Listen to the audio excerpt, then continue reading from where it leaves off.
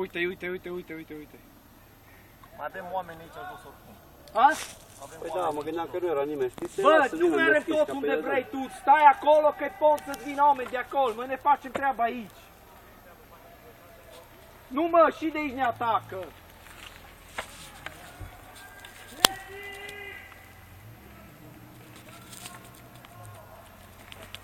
Uite, ia ce.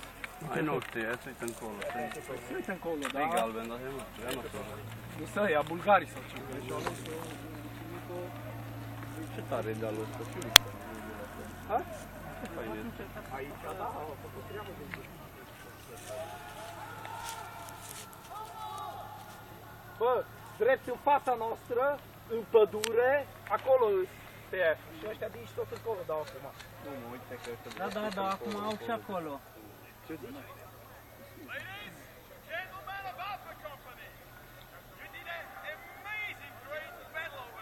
Bullshit!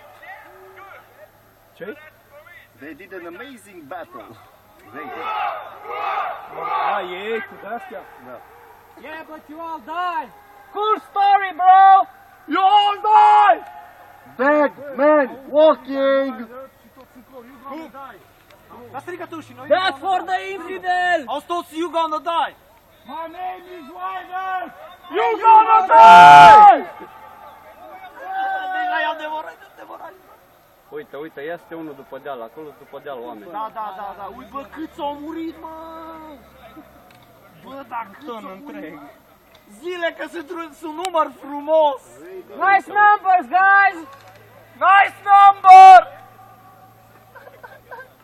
Uite, coborul Nici de nu sus. se întorc către noi, măcar, mă. Apoi degeaba, cum să vină? Ceva... De mașină.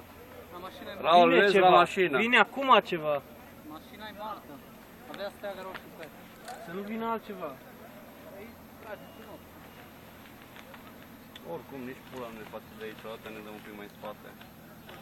Ăștia știi ce? O vin să ne atace pe noi la... Nu luați apă pe loc.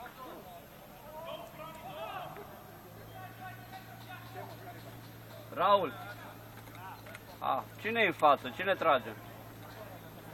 Ăștia din dreapta. Ăștia de aici, ăștia